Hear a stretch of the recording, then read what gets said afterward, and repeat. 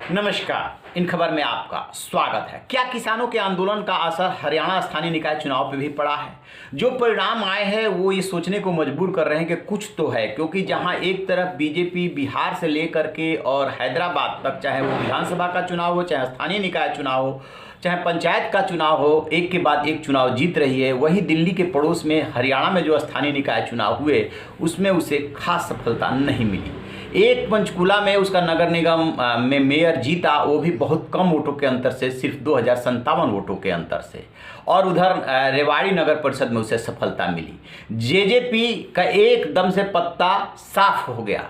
यदि कांग्रेस की बात करें तो कांग्रेस को भी कोई खास सफलता नहीं मिली है। जिस तरीके से हरियाणा में कांग्रेस मजबूत है, उसे कोई खास सफलता है, उसे भी एक ही नगर निगम हाथ लगा है। फिर आखिरकार क्या वजह रही? सबसे पहले ये रिपोर्ट सुन लीजिए, कौन कहां से जीता।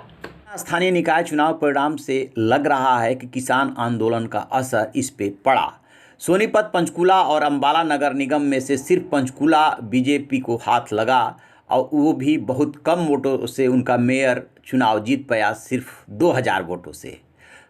उधर रेवाड़ी नगर परिषद में बीजेपी को अपना अध्यक्ष बनाने में सफलता मिली है। बाकी जो है सोनीपत और अंबाला उसके हाथ नहीं लग सका, और इधर सांपला, धारूहेड़ा और उकलाना में भी उसे सफलता नहीं मिली। अंबाला नगर निगम में पूर्व मंत्री विनोद शर्मा की अगुवाई वाली हरियाणा जन चेतना पार्टी अपना मेयर बनाने में कामयाब रही। यहां से विनोद शर्मा की पत्नी शक्ति रानी शर्मा मेयर पद की उम्मीदवार थी। वो 8000 से अधिक मतों से इस शहर की पहली महिला मेयर बनने में कामयाब हो गई हैं। उन्हें 37,604, बीजेपी की वंदना शर्मा को 29,520 और हरियाणा डेमोक्रेटिक फ्रंट की अमीषा चावला को 16,421 तथा कांग्रेस की मीना अग्रवाल को 13,797 वोट मिले। इस तरीके से यहाँ पे बीजेपी दूसरे तो कांग्रेस चौथे नंबर पे रही। पंचकूला नगर निगम में बीजेपी और जेजेपी गठबंधन के संयुक्त प्रत्याशी कुलभूषण गोयल और कांग्रेस प्रत्याशी उपेंद्र कौर आहलूवालिया के बीच कांटे की टक्कर रही। बीजेपी प्रत्याशी कुलभूषण गोयल को 49,860 और कांग्रेस प्रत्याशी उपेंद्र कौर को 47,803 वोट मिले। यहां बीजेपी प्रत्याशी 2,057 वोटों से विजयी हुए। सोनीपत नगर निगम चुनाव की बात करें तो कांग्रेस के निखिल मदान को 72,118 तो बीजेपी के ललित बत्रा को 58,300 वोट मिले। कांग्रेस के प्रत्याशी ने बीजेपी प्रत्याशी को 13,818 वोटों से हरा दिया। बात करते हैं नगर परिषद चुनाव रेवाड़ी की, तो यहाँ पे चुनाव की कमान संभाल रहे थे बीजेपी के पूर्व मंत्री रामविलास शर्मा, और उनकी रणनीति कामयाब रही। यहाँ पे बीजेपी प्रत्याशी पूनम यादव ने निर्दलीय प्रत्याशी उपमा यादव को 2,087 वोटों से हरा दिया। पूनम यादव को 25,965, निर्दलीय उपमा यादव को 23,878 था। कांग्रेस की विक्रम यादव को 15,271 वोट मिले। धारूहेड़ा नगर पालिका में निर्दलीय प्रत्याशी कंवर सिंह ने एक अन्य निर्दलीय प्रत्याशी संदीप बोहरा को 632 वोटों से पराजित किया। कंवर सिंह को यहाँ 3,048 तथा संदीप बोहरा को 2,416 वोट मिले। सांपला नगर पालिका की यदि बात करें तो वहाँ पे भी स्थिति कुछ ऐसी ही रही। यहाँ कांग्रेस समर्थित निर्दलीय प्रत्याशी पूजा को 6,668 तो बीजेपी प्रत्याशी सोनू को 2,462 वोट मिले। निर्दलीय प्रत्याशी पूजा ने बीजेपी प्रत्याशी सोनू को 4,206 वोटों से पराजित किया।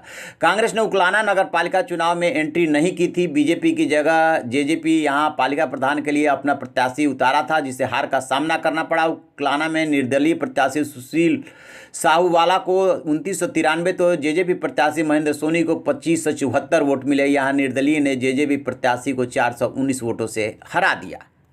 तो जैसा कि आपने सुना, इस रिपोर्ट से साफ लग रहा है कि या तो छोटे दलों पे लोगों ने भरोसा किया है या निर्दलीयों पे भरोसा किया है। यानी एक तरीके से कांग्रेस और बीजेपी दोनों को नकार रहे हैं, और जेजेपी को लेकर के लोगों में नाराजगी है। अब सबसे बड़ा सवाल ये उठता है कि किसान जो है वो ग्रामीण बैकग्राउंड के हैं, क्या उसका असर स्थानीय निकाय चुनाव में हुआ?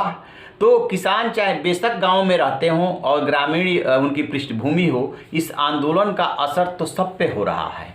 किसानों के परिवार से जुड़े लोग भी शहर में रहते हैं। कहीं ना कहीं इस सरकार को लेकर के लोगों में नाराजगी उपज रही है, और उसको इस रूप में कनेक्ट किया जा सकता है कि इस आंदोलन का असर रहा। अब बीजेपी और जेजेपी के ऊपर है कि वो ये सोचे देखे कि आखिरकार उससे चूक कहाँ हुई। अदरवाइज उसे इतने कम सीटों पे या इतने कम जगहों पे सफलता नहीं मिलनी चाहिए थी। जेजेपी का तो जिस तरीके से लोगों ने हराया है वो उनके लिए एकदम साफ साफ संदेश है। तो देखते हैं कि इसके बाद ये दल अपनी रणनीति में क्या बदलाव करते हैं।